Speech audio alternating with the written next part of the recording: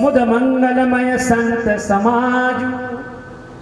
ये संत समाज क्या है? चलता फिरता तीर्थ राज है। आप विषय से मत भटकिएगा। बाबा प्रार्थना कर रहे हैं, किसकी प्रार्थना कर रहे हैं? संत समाज की। और संत समाज को गोस्वामी पास श्री तुलसीदास जी महाराज ने प्रयाग की उपमा दी है कि ये संत साधारण नहीं है, ये साक्षात तीर्थराज प्रयाग है। जो जग जंगम तीर्थ राजू।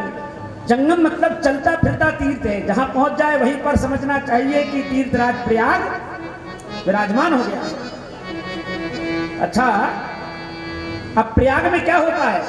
तीर्थराज प्रयाग जो है वहां पर तीर्थ क्षेत्र है तो सदा भजन होता है, और जहां संत पहुंच जाते हैं तो ये संत को प्रयाग की उपमा देते हुए बाबा कहते हैं कि जहां संत पहुंच जाते हैं वहां क्या होने लगता है? राम भगति जहां सुर सरी धारा, राम भगति जहां सुर सरी धारा, राम भगति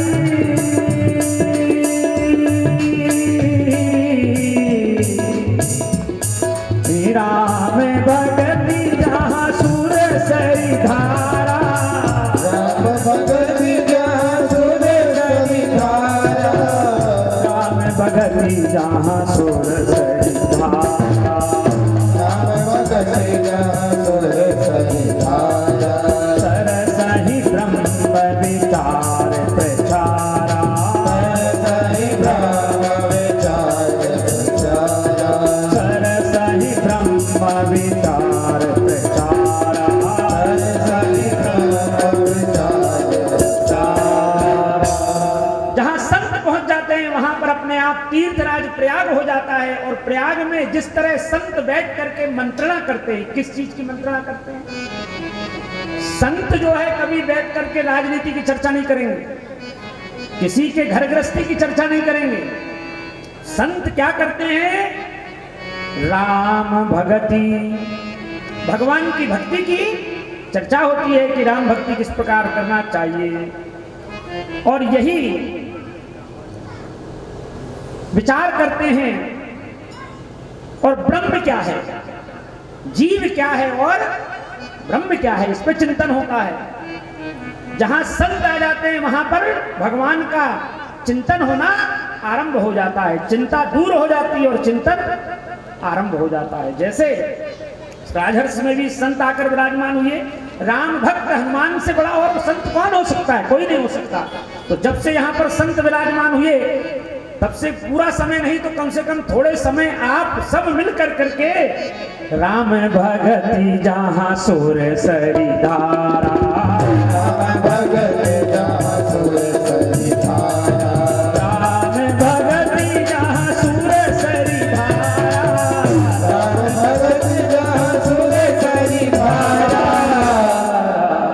कितनी वर्ष में? कम से कम 365 दिन में 25-50 दिन तो ऐसे होते हैं जहां आप सब मिल करके और भगवान के ही विषय में चिंतन करते हैं। रामनवमी आ रही, भाई बताइए क्या करना चाहिए?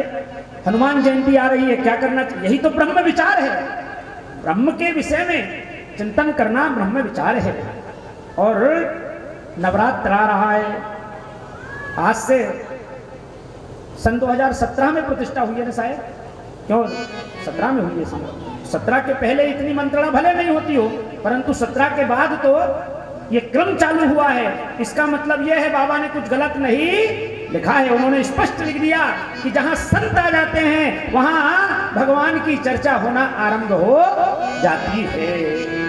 सतन के संग लाग रे तेरी अच्छी बनेगी, सतन के संग लाग रे तेरी अच्छी बनेगी, सतन के संग लाग रे तेरी अच्छी बनेगी, सतन के संग लाग रे तेरी अच्छी बनेगी, अच्छी बनेगी तेरी किस्मत जगेगी, अच्छी बनेगी तेरी किस्मत जगेगी, अच्छी बनेगी तेरी किस्मत जगेगी, बनेगी तेरी किस्मत जगेगी, उठ सके तो जाग रे।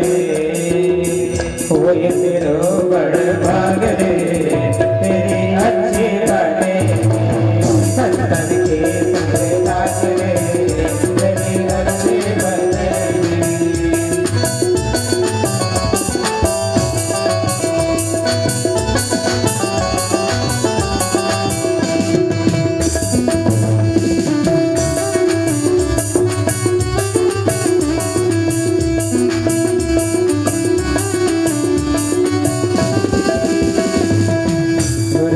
बन गई प्रहलाद की बन गई सूरज की बन गई प्रहलाद की बन गई सूरज की बन गई प्रहलाद की बन गई सूरज की बन गई प्रहलाद की बन गई हरि कीर्तन में लाग रे तेरी अच्छी बनेगी लाग रे तेरी अच्छी बनेगी संतन के संग लाग रे तेरी अच्छी बनेगी लाग रे तेरी अच्छी बनेगी। जय जय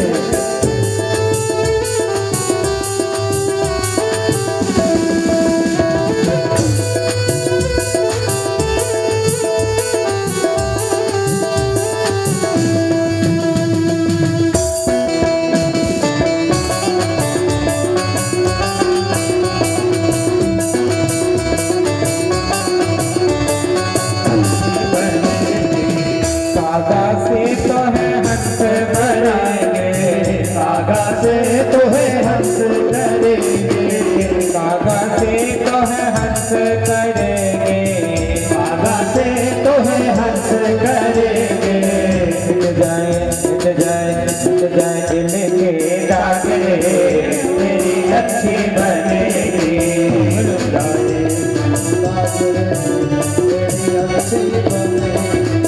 संतन के संग लाग रे तेरी अच्छी बनेगी संतन के संग लाग रे तेरी अच्छी बनेगी।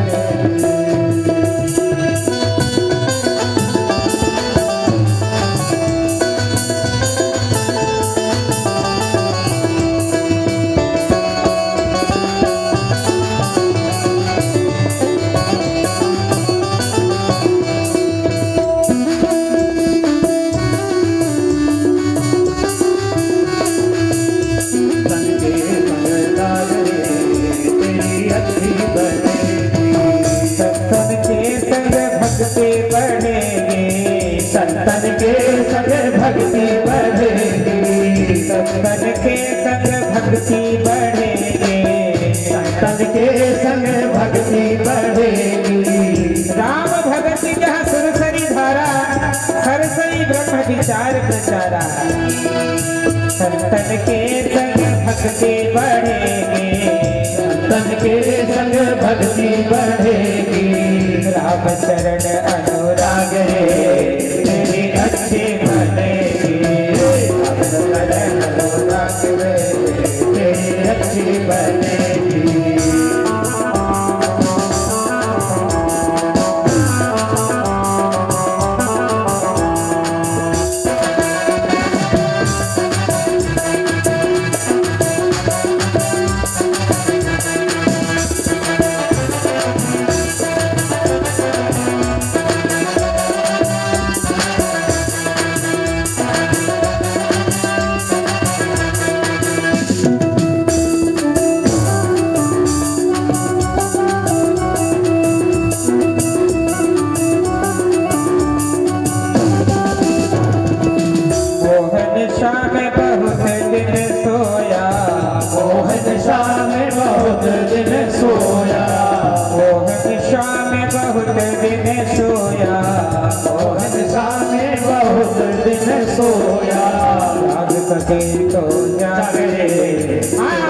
जाग सके तो जाग रे तेरी अच्छी बनेगी संतन के संग लाग रे तेरी अच्छी बनेगी।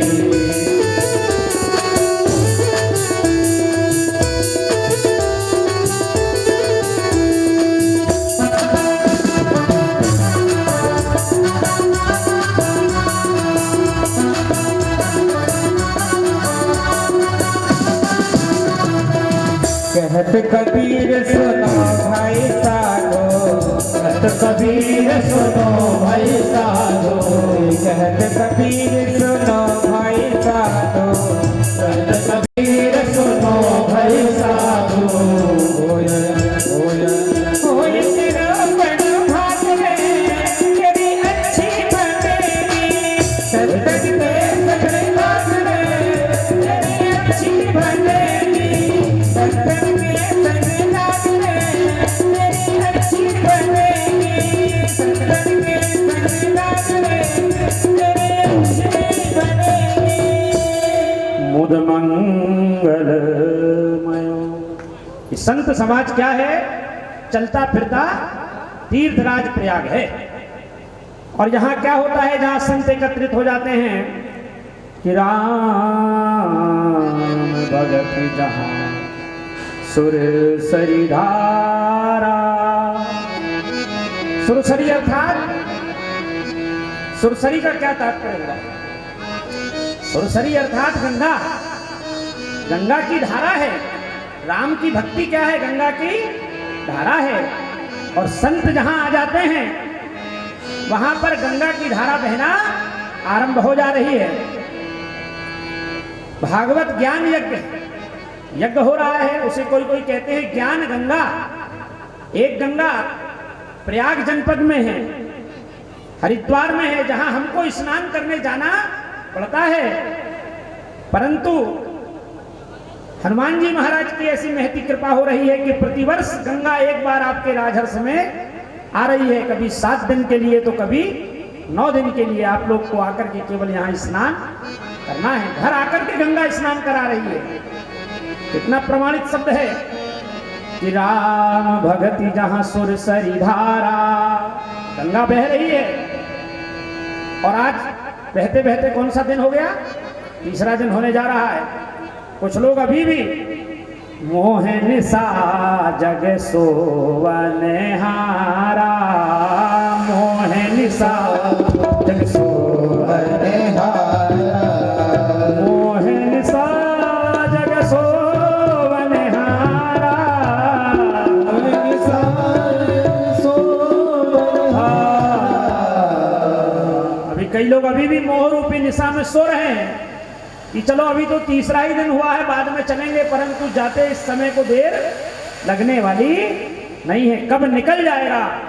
कुछ लोग इसकी महत्ता को समझ रहे हैं जो ऑफिस के कार्य से छुट्टी लेकर भी और भगवान की कथा में अपनी उपस्थिति दे रहे हैं। वास्तव में एक बात बताएं कि अगर जीवन का कोई परम धन है तो वो केवल और केवल सत्संग है। अन्यत्र भगवान के भजन के अलावा संसार में सब असार है। अगर कुछ सार है तो वो भगवान का भजन है। व्यक्ति को करना चाहिए। बाबा कहते हैं कि राम भगति जहां सुरसरी धारा। ऐसी गंगा का है यहाँ पर प्रवाह हो रहा है। और सरस ही ब्रह्म विचार प्रचारा। सज्जनों, जहां प्रयागराज में गंगा जी हैं, वो स्थान कैसा है? वहां पर क्या विराजमान है? प्रयाग में गंगा जी तो है ही है, और साथ में क्या है? यमुना जी भी है। उसको कहा जाता है त्रिवेणी। और ये त्रिवेणी जो है प्रयाग में विराजमान है, जहां पर गंगा, यमुना और सरस्वती है। ये गंगा, यमुना और सरस्वती का मिलन है। और यहां पर संत समाज क्या करते हैं? बैठ करके ब्रह्म का निरूपण का विचार किया करते हैं, राम की चर्चा करते हैं। तो ऐसा संत समाज वही है जो आकर के यहां वहां यत्र तत्र घूमते रहते हैं और संत के समाज को बाबा प्रणाम कर रहे हैं। कहते हैं कि जिस प्रकार से जब संत आते हैं और भगवान का भजन कराते हैं तो वो क्या हो गया? गंगा जी हो गई। संतों ने आकर के क्या किया?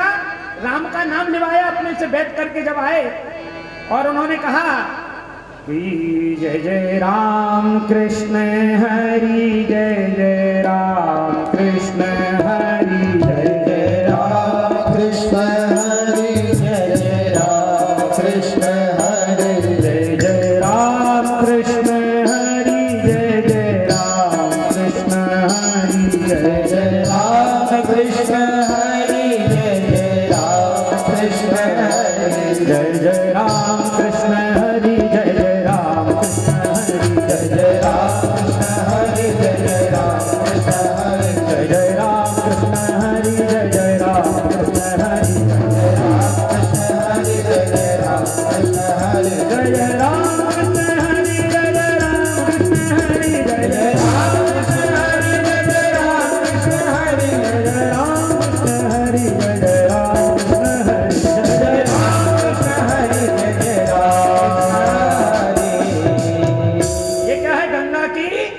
धारा है। और ब्रह्म का विचार, ब्रह्म के विषय में चिंतन करना, जिस प्रकार से वहां त्रिवेणी में 3 नदियां हैं, ध्यान से सुने, 3 नदियां हैं, गंगा, यमुना और सरस्वती। तो संत समाज जहां आते हैं और भगवान की चर्चा करते हैं, भगवान का कीर्तन कराते हैं, वो है गंगा। और ब्रह्म का चिंतन, ब्रह्म का निरूपण कराते हैं, ब्रह्म के विषय में चर्चा करते हैं, वो है महारानी जमुना, सरस्वती है। और यमुना कौन है? जिस प्रकार संत समाज बैठा और वो संत समाज ये बताता है कि क्या करना चाहिए और क्या नहीं करना चाहिए। ये माता कौन है? ये साक्षात यमुना है, जो सूर्य की स्त्री है।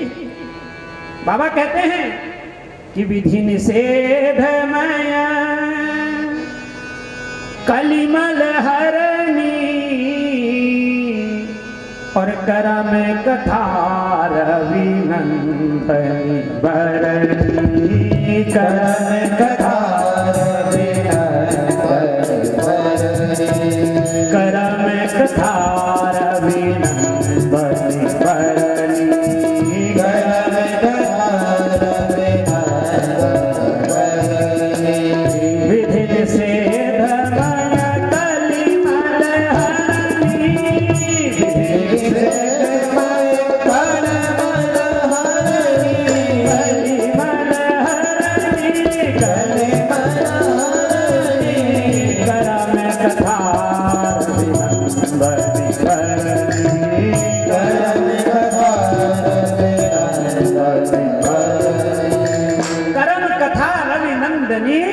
भरणी। देखिए, जिस प्रकार से इलाहाबाद प्रयागराज जनपद में यादव जी 3 नदियां हैं, कौन कौन सी? गंगा, जमुना और सरस्वती। ऐसे ही सत्संग में 3 प्रकार की धाराएं बहती है। कौन कौन सी?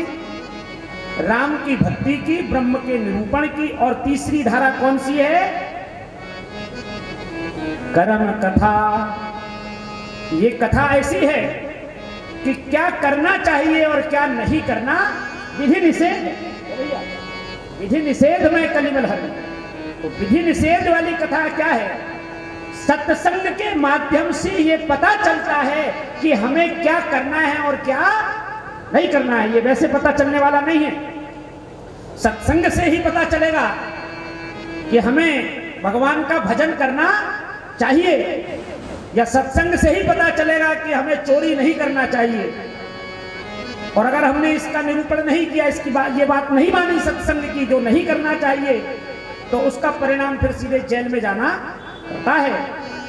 या आप ऐसे समझ लीजिए कि यमुना की धारा क्या है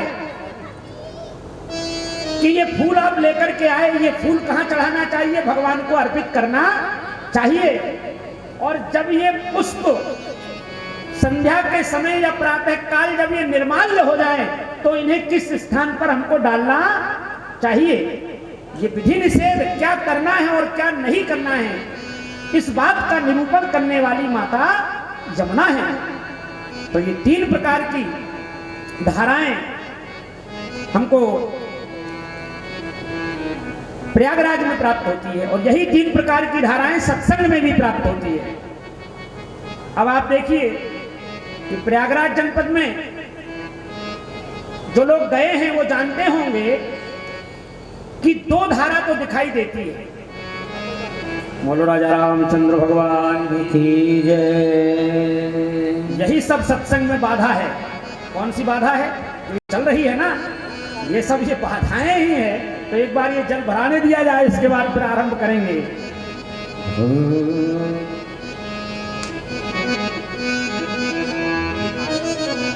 जय जय। मंगल भवन मंगल भवन अमंगल हारी, द्रवहु सुत सरत वज्रत धारी। मंगल भवन अमंगल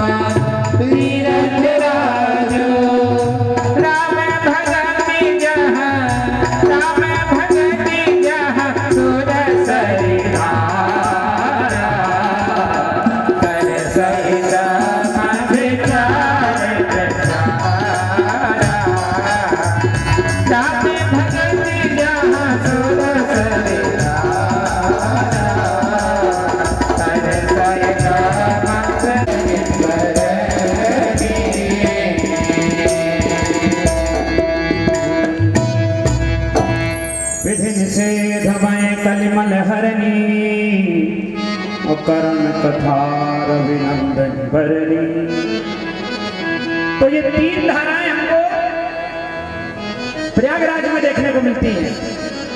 तीन मिलती है कि देखने को, जो लोग गए हैं वो बताएं। वहां पर जिस प्रकार से सत्संग में भी केवल दो धारा आपको देखने को मिलेगी, एक तो राम के भजन की और दूसरी विधि निषेध में, ये करना है और ये नहीं करना, परंतु ब्रह्म का चिंतन किया जा सकता है, ब्रह्म का दर्शन करना बहुत कठिन है।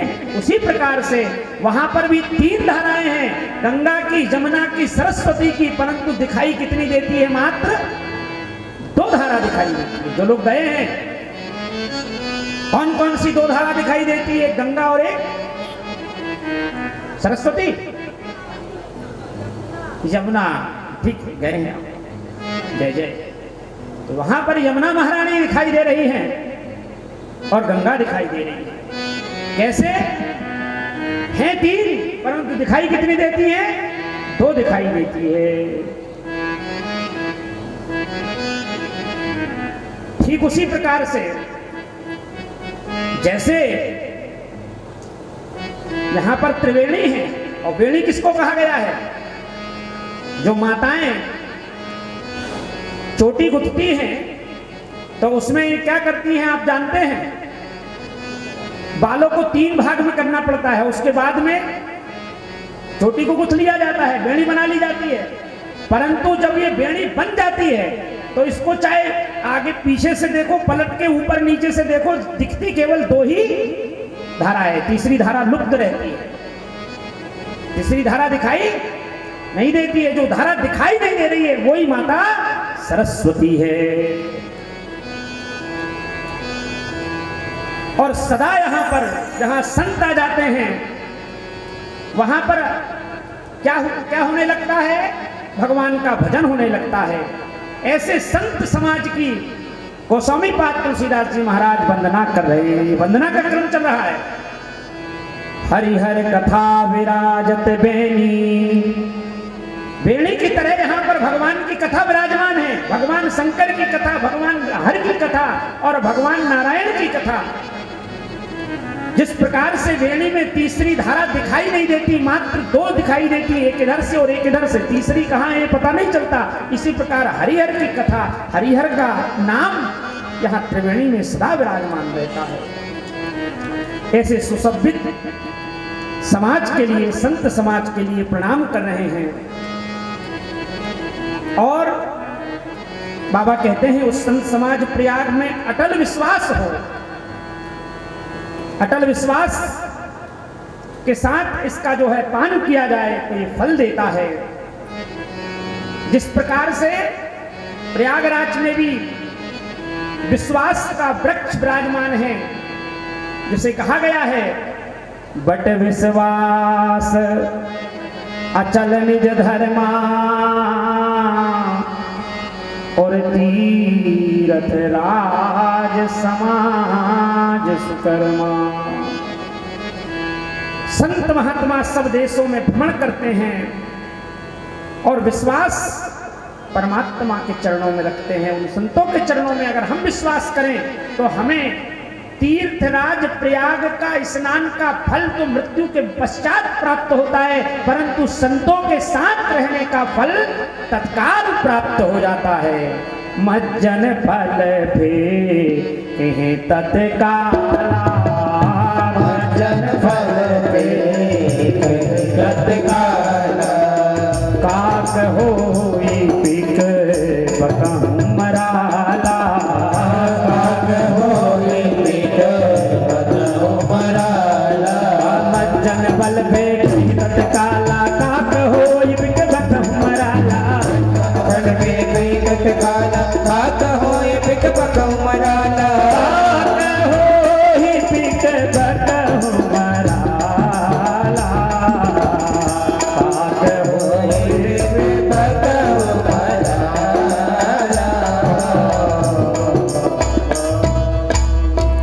तीर्थराज प्रयाग में स्नान करने का फल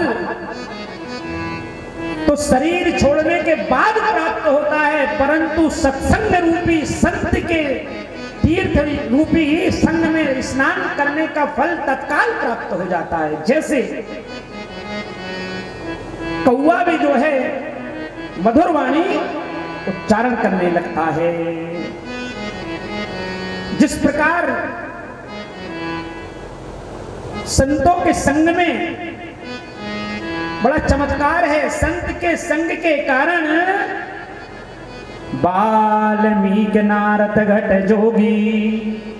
वाल्मीकि जी को संत का संग मिला 2 घड़ी का, नारद जी को संत का संग मिला, और अगस्त्यादि ऋषियों ने अपने ही मुख से, वाल्मीकि ने, नारद ने,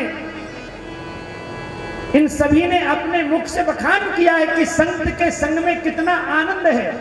श्रीमद् भागवत महापुराण में नारद के पूर्व जन्म का वृत्तांत आता है, और नारद ने स्वयं बताया कि मैंने संतों के संग करने से आज मैं भगवान का भजन करने वाले नारद के रूप में मेरा जन्म हुआ है।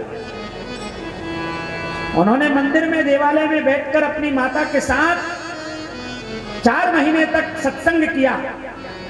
नारद जी इस बात को जानते हैं और अपने मुख से इस बात का बखान किया है व्यास जी के समीप, और उन्होंने कहा कि संत के संग में मेरा जीवन बदल गया, और मेरा ये जन्म जो हुआ है ये भगवान के भजन करने के लिए हुआ है, वीणा हाथ में लेकर के, और सदा श्रीमन्नारायण नारायण नारायण श्रीमन्नारायण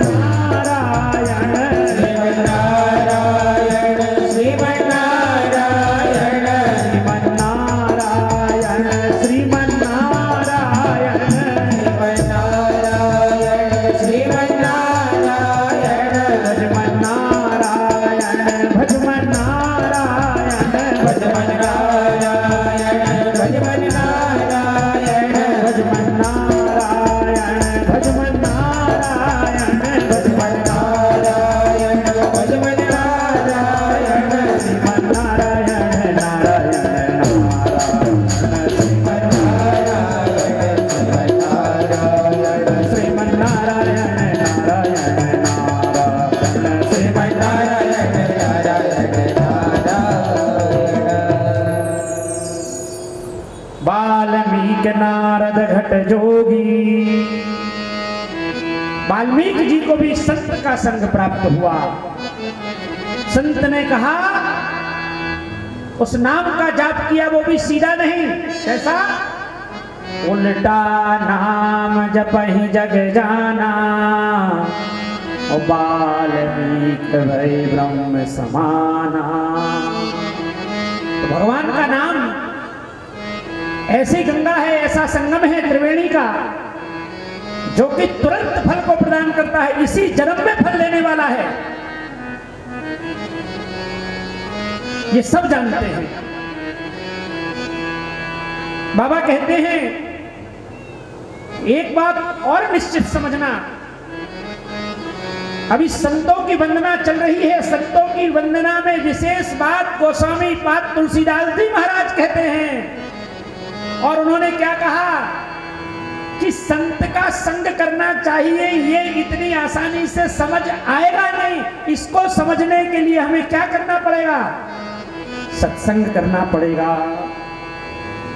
बाबा ने लिखा कि बिनु सत्संग विवेक ना होई, बिनु सत्संग विवेक ना होई, बिनु सत्संग विवेक ना होई, बिनु सत्संग विवेक ना होई।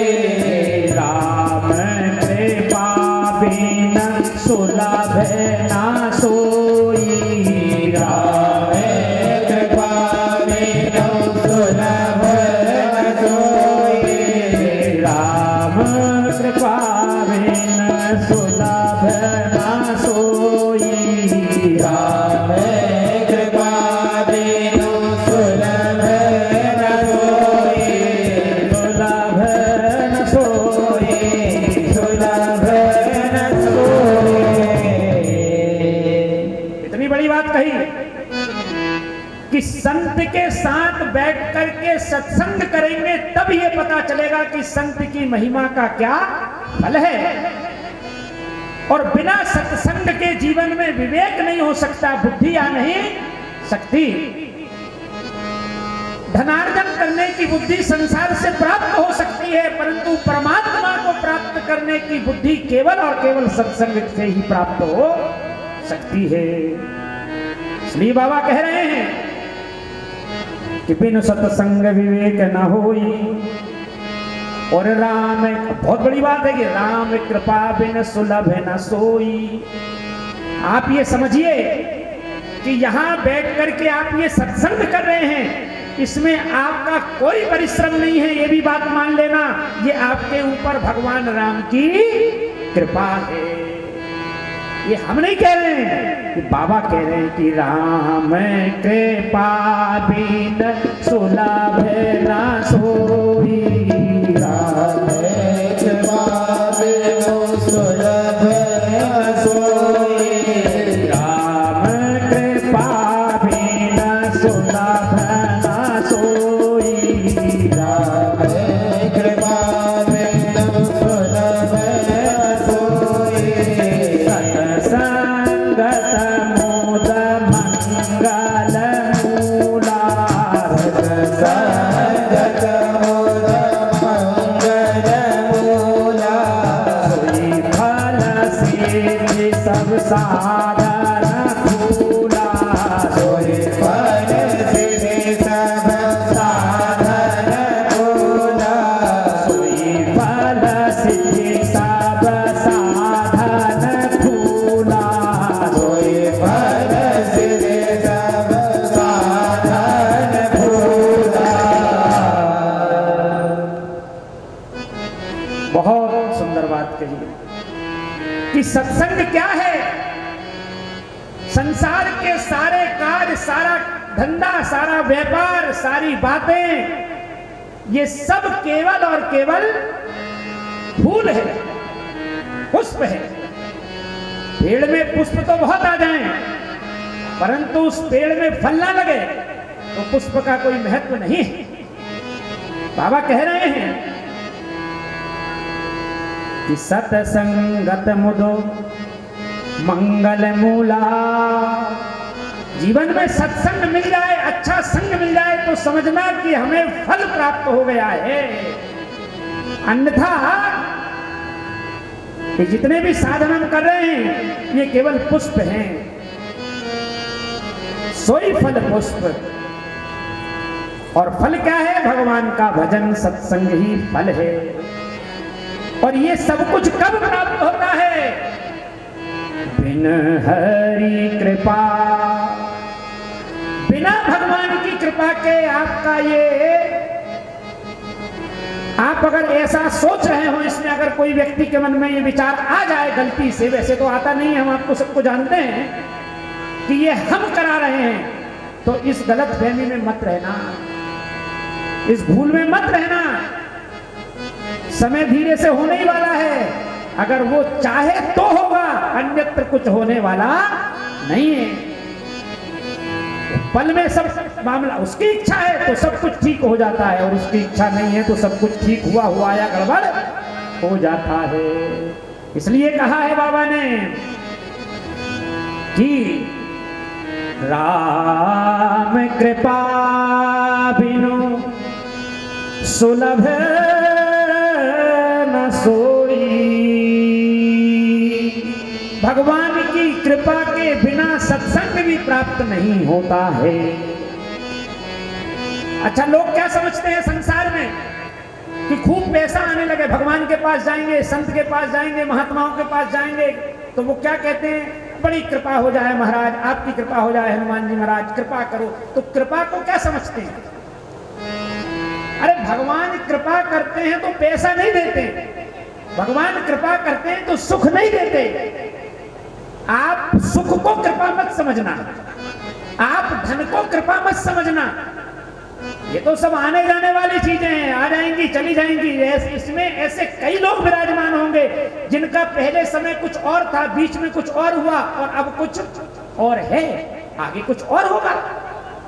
तो ये पैसा जो है, आना जाना, धन संपदा सुख सुविधा सब आने जाने वाली चीजें हैं। अगर आप इसको भगवान की कृपा समझे तो मामला गड़बड़ है।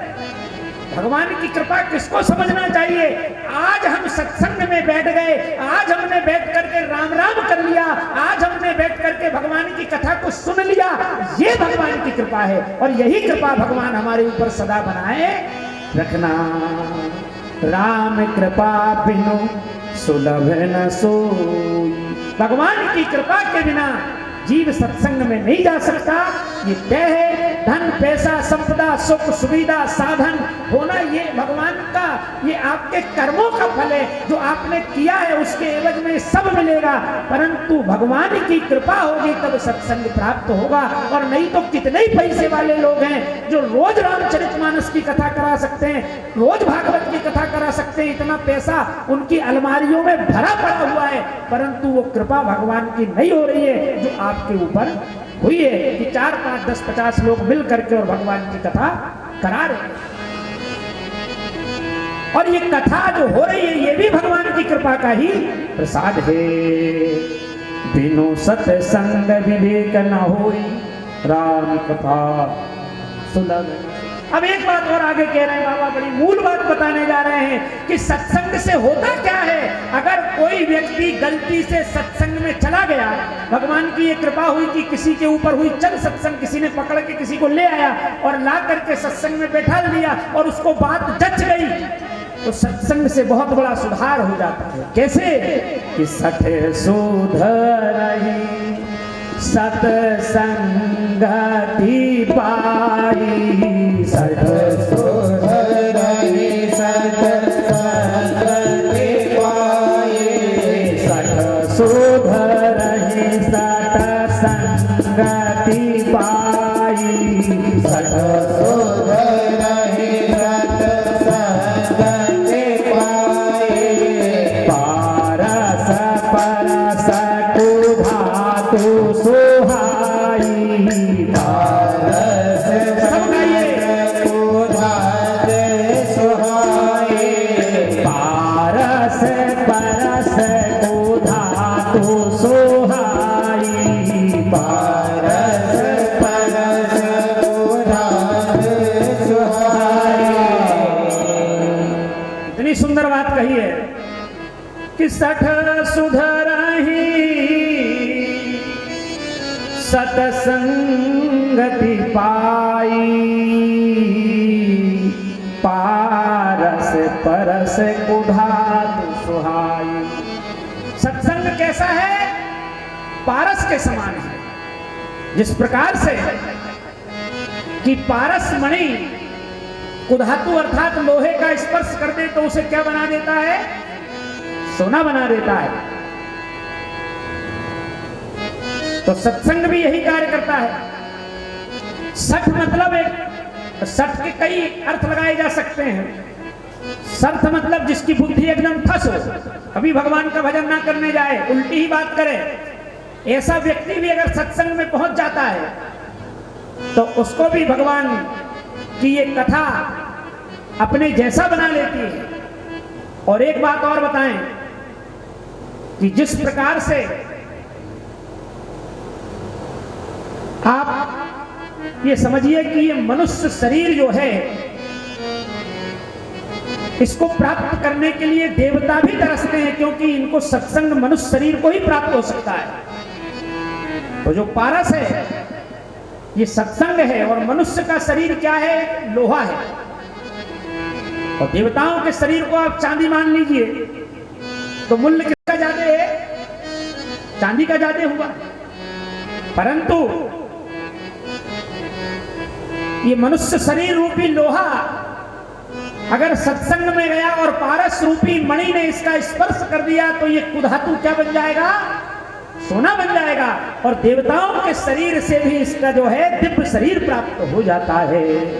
इसलिए सत्संग को पारस मणि की उपाधि दी है कि सत्संगति को पाकर के, सत्संग को पाकर के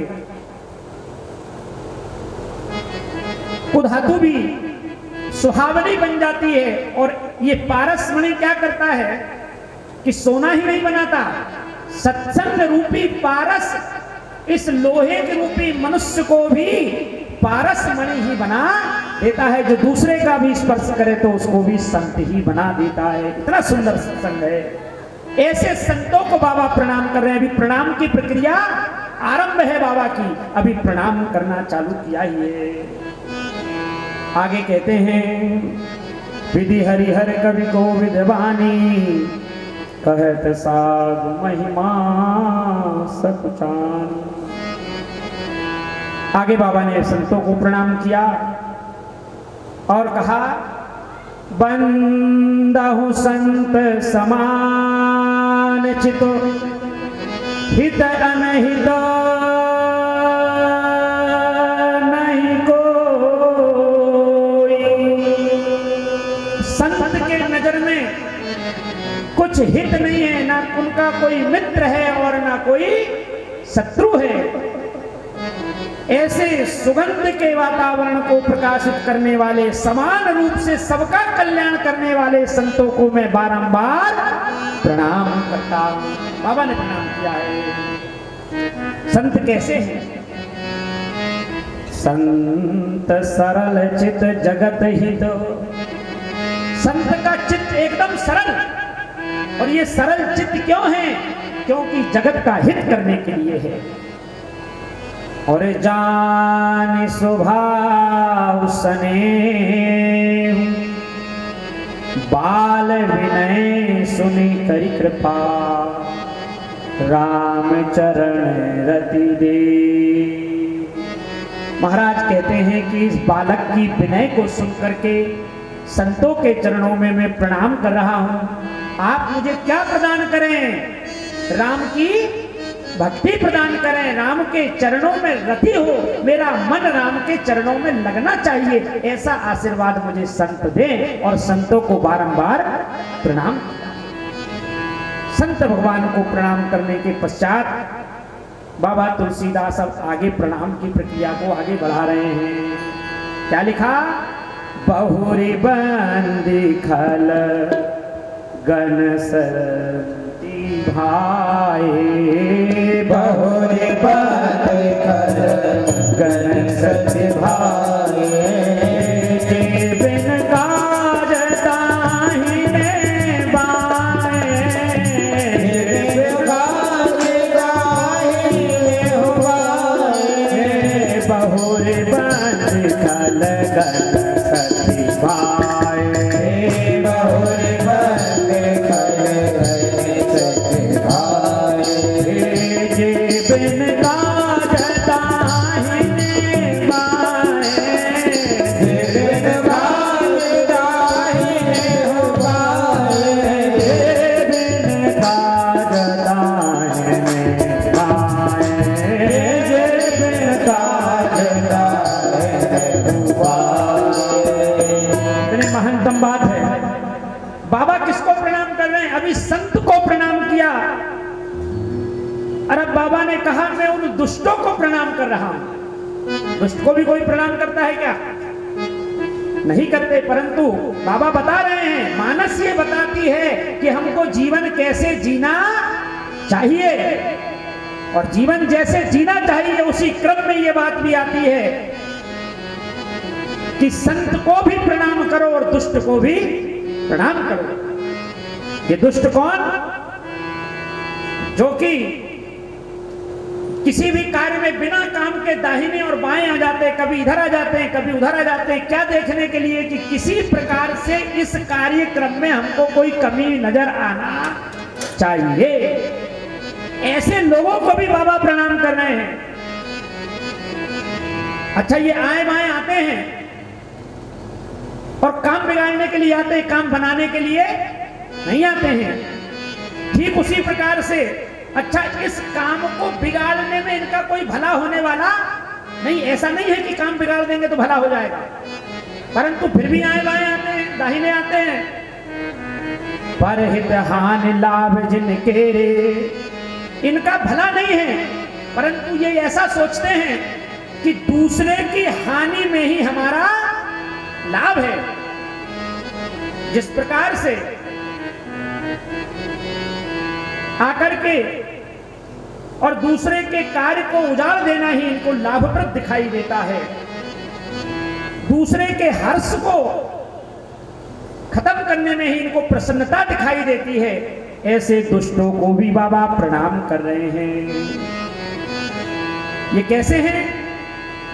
जिस प्रकार से चंद्रमा को ग्रास करने के लिए राहु सतत विचरण करते रहता है और मौका पाकर के चंद्रमा का ग्रास कर लेता है, वैसे ही ये दुष्ट जन होते हैं जो कि केवल मौके की तलाश में रहते हैं कि किसी का काम कैसे बिगाड़ा जाए। पता भर चल जाना चाहिए कि फलाने व्यक्ति ने ये काम करने जा रहे हैं और यहां से उसकी लिंक बनी है, तो तुरंत वहां खटाक से फोन करेंगे, हाँ वो व्यक्ति को आपने ऐसा किया है, मामला गड़बड़ है, उसके चक्कर मत पड़ना।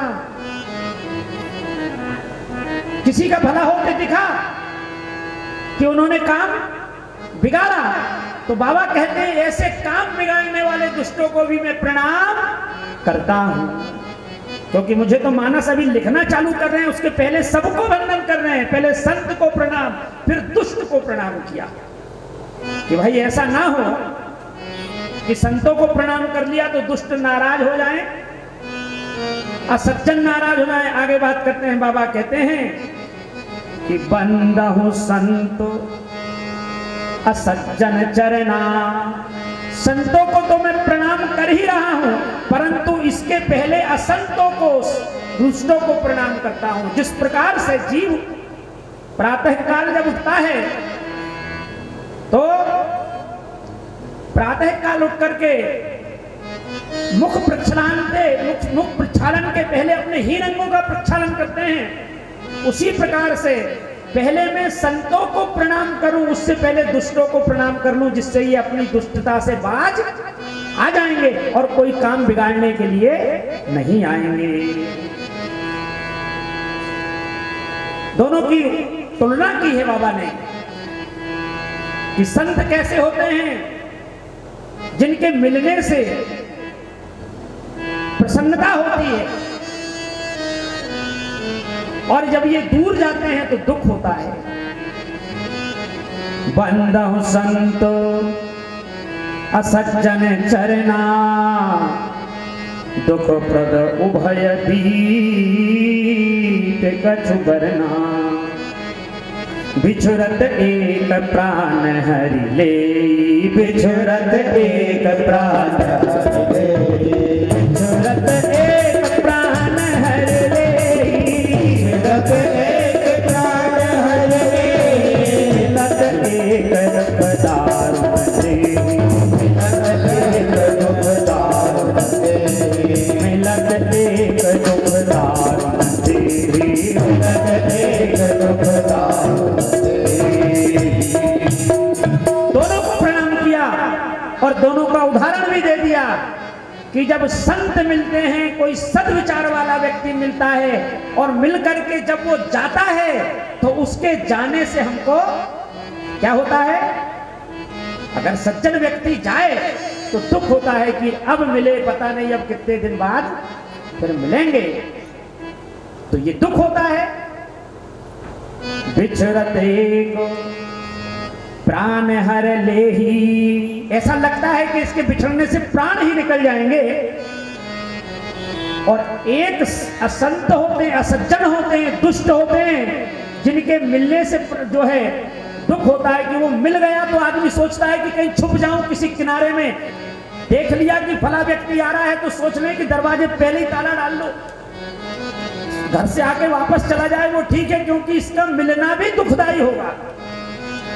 हाँ, तो बाबा तो यहां दोनों को प्रणाम कर रहे हैं असंत को भी प्रणाम किया, सज्जन को भी प्रणाम किया, दुष्ट को भी, कि मेरे कार्य में कोई बाधा उत्पन्न नहीं होना चाहिए। बाबा ने सभी को प्रणाम किया है। महाराज कहते हैं, जड़ चेतन गुण दोष में और विश्व की न करता, संत हंस गुण गयहि पे परिहरिवा।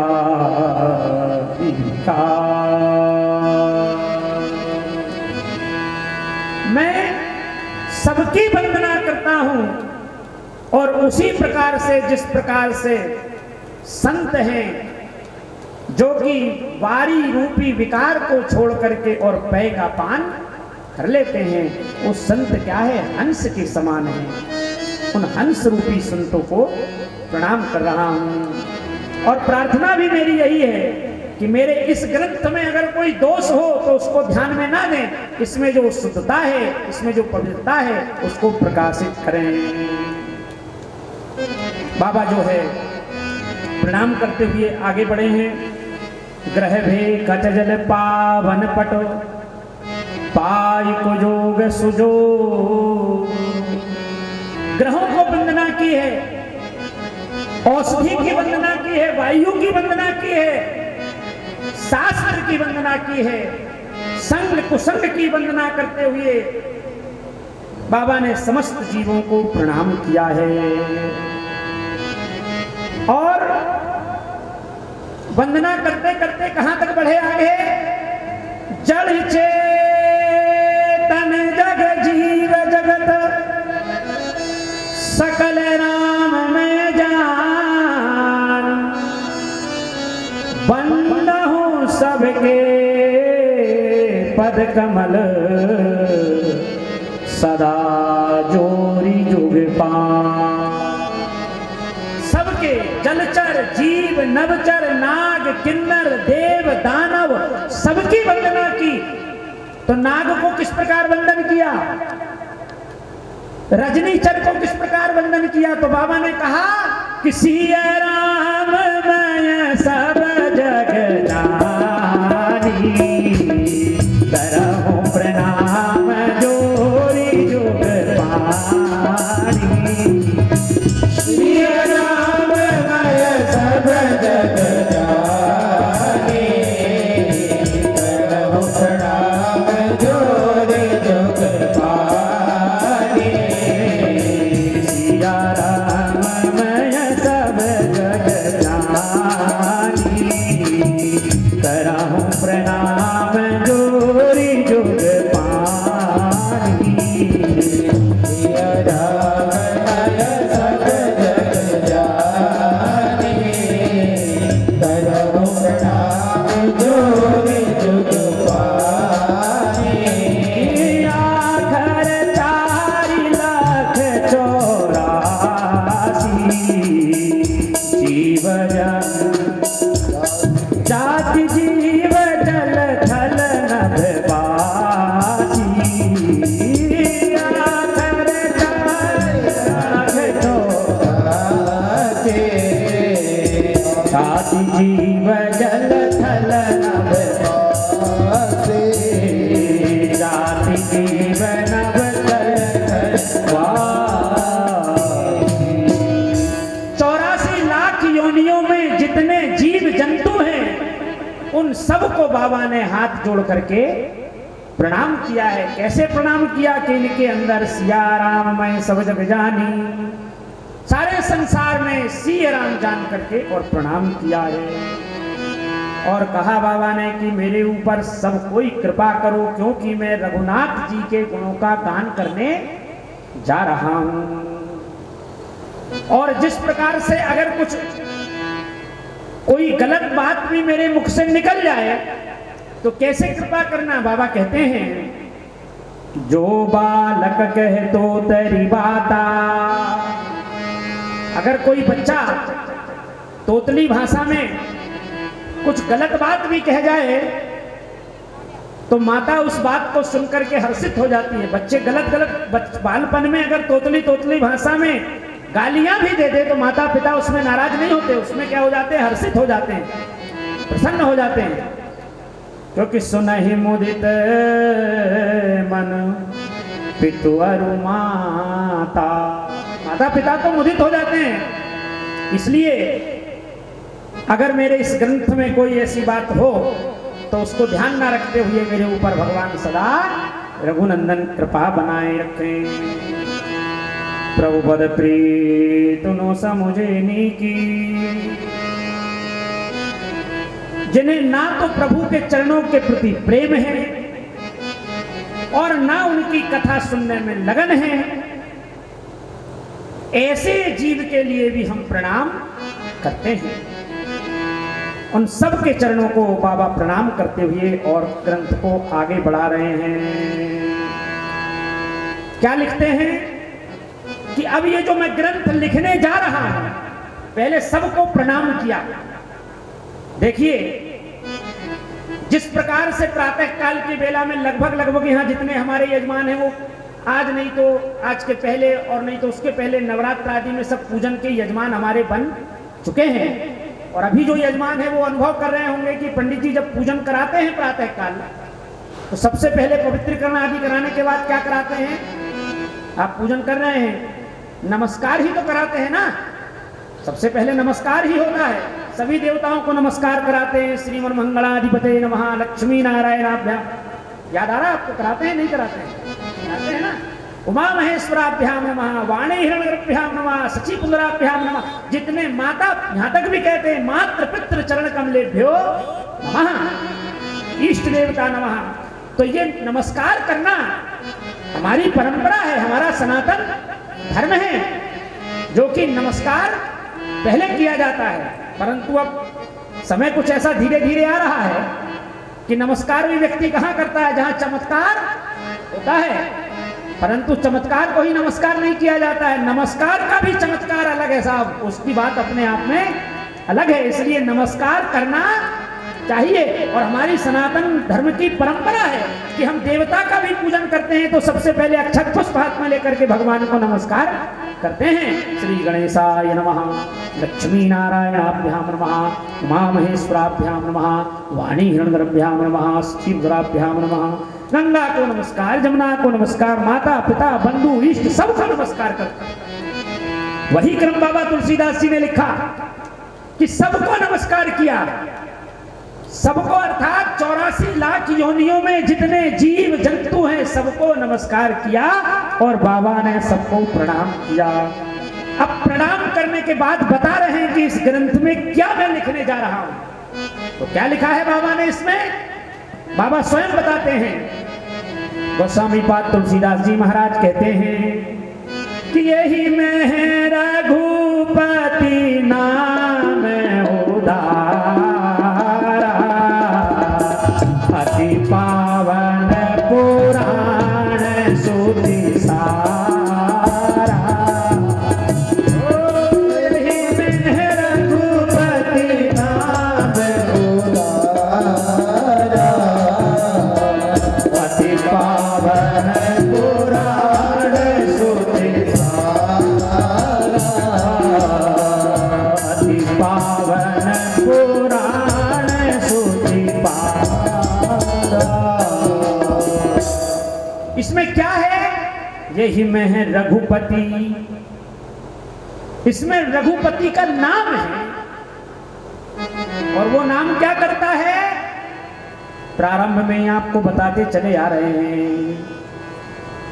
ये नाम जो है मंगल करने वाला है। अब बाबा स्वयं कह रहे हैं। प्रारंभ में तो आपको हमने बाबा की वाणी में समझाया कि इसमें क्या है, परंतु अब क्रम से आप सुन रहे हैं तो बाबा स्वयं कहते हैं कि यही में है रघुपति। इसमें नाम उचारा, उच्चारण नाम का नाम है उदारा। उदार परम नाम क्या है? उदार है। ये उदार नाम भगवान का इसमें है इस ग्रंथ में। और अति पावन, वो पावन है, पवित्र है। और क्या है? पुराण श्रुति। श्रुति किसे कहा गया है? श्रुति अर्थात, श्रुति मतलब वेद, और पुराण शब्द तो आ ही गया।